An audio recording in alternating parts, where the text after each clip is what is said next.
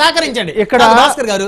ఇప్పుడు పులివెందుల కుప్పం రెండు కంపేర్ చేసినది వచ్చినాయి. ఎందుకు కంపేర్ చేసినట్టు ఖచ్చితంగా వస్తుంది. ఎందుకంటే ఆ రెండు ప్రాంతాల నుంచి హేమాహేమీలు ముఖ్యమంత్రులు పక్క రాజశేఖర రెడ్డి గారు, జగన్మోహన్ రెడ్డి గారు పులివెందులను బేస్ చేసుకొని అక్కడి నుంచి ఎమ్మెల్యేగా ముఖ్యమంత్రి అయ్యారు.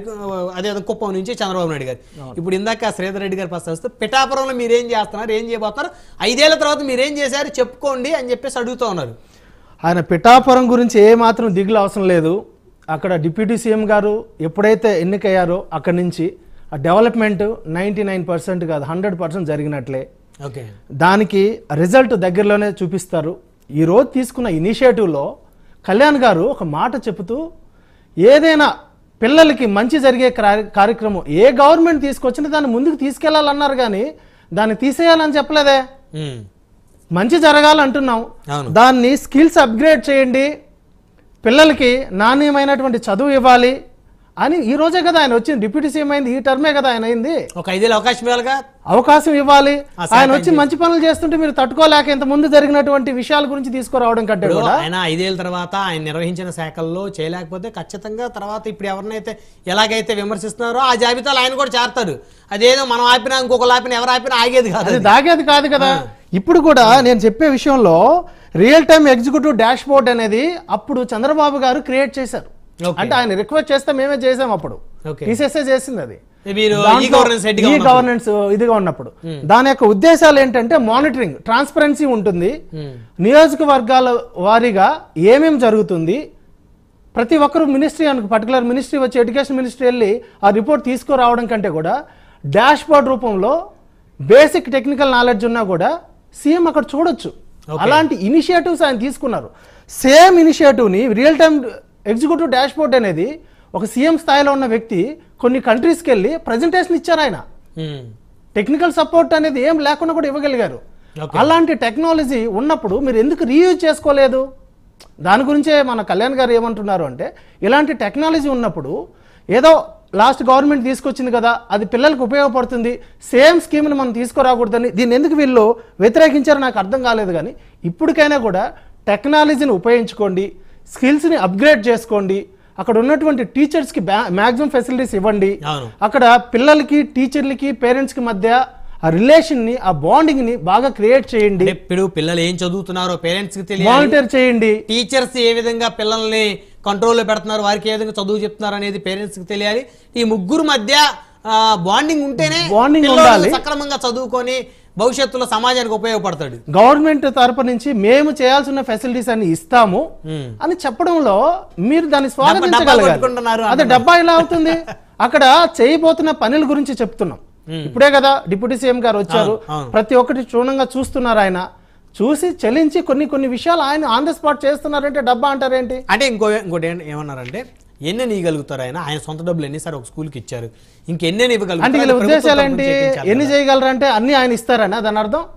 గవర్నమెంట్ నుంచి ఎన్నిక అయినప్పుడు అక్కడ కొన్ని జీవోస్ని తీసుకొచ్చి ఎడ్యుకేషన్ సిస్టాన్ని క్వాలిటీ ఎడ్యుకేషన్ ఇవ్వాలి, దానికి ఏం చేయాలనో మేము పరిశీలిస్తాము, దీనికోసం అక్కడ ఉన్న క్యాంటీన్ కోసం వెయిట్ చేయాల్సిన అవసరం లేదు, ఎంత నిధులైనా పర్వాలేదు అని ఒక మాట కూడా అన్నారు ఆయన.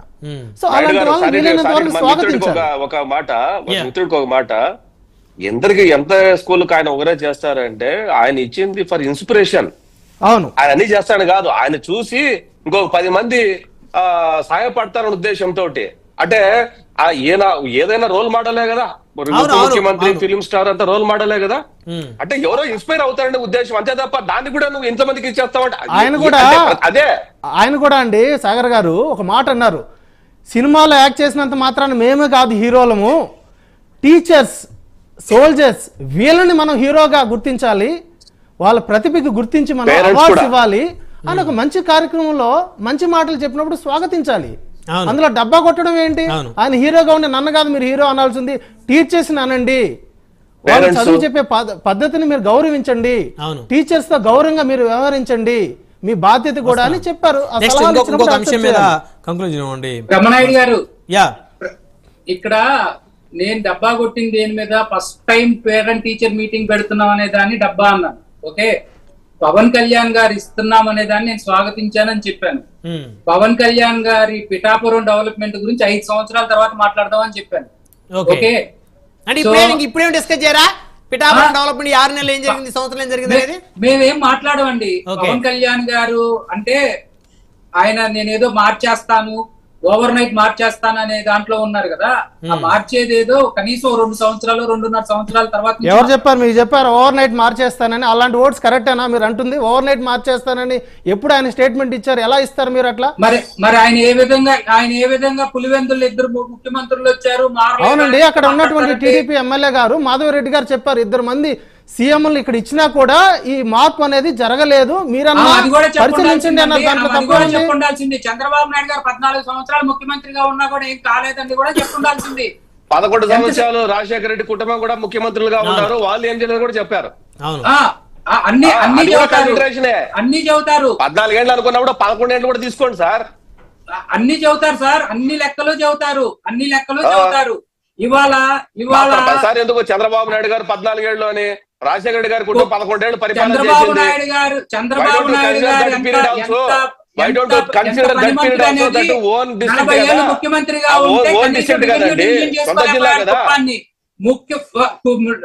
నా కుప్పాన్ని రెవెన్యూ డివిజన్ చేయవా అని ముఖ్యమంత్రి గారికి లెటర్ రాస్తే జగన్ రెవెన్యూ డివిజన్ చేశాడు. మీరు కూడా కుప్పం డెవలప్మెంట్ గురించి మాట్లాడతారు.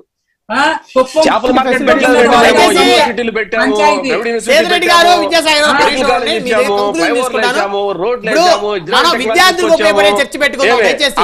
ఈ చర్చ విద్యార్థులకు ఉపయోగపడేలా దయచేసి సహకరించండి. ఎవరు గొప్ప కాదు. ఇప్పుడు చంద్రబాబు నాయుడు గారు 14 ఏళ్ళు ముఖ్యమంత్రిగా పనిచేశారు, మళ్ళీ ఇప్పుడు పని చేస్తా ఉన్నారు.